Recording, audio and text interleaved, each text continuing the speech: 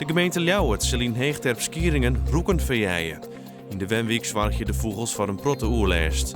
Jagers zullen eind deze week met knalpistolen de roeken verjagen. De kolonie komt uit het Zerstadiel en is oervlei naar Ljouwert. Beroeps- en sportfiskers in Friesland hebben voor het eerst zo'n jaren werd mijn maar afspraken maken over de vangst van onder oren iel en snoekbeers. Lange tijd konden de partijen het net eens worden over waar wat visje mocht en hoe volle. Bewenners van de week Kamminga-Born in Ljouwert willen bij de rechter de kap van Bjem bij het spoor vakkomen. ProRail wil 85 Bjem voortheljen om een gevaar wezen zoenen voor de veiligheid op het spoor. Maar bewenners willen dat het grien steen blijft. Er wordt onderzocht of natuurgebied de Bosplaat op Skielge het eerste tjustere loftpark van Nederland worden kan. Het park moet nachts zo donker mogelijk wezen en toegankelijk wezen voor publiek.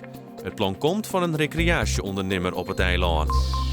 Toen en vannacht is er kans op mist en leidt de temperatuur om het vriespunt heen.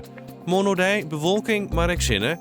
Het wordt 4 of 5 graden, maar door een zwakke eerste wind en zinnen viel het warmer aan.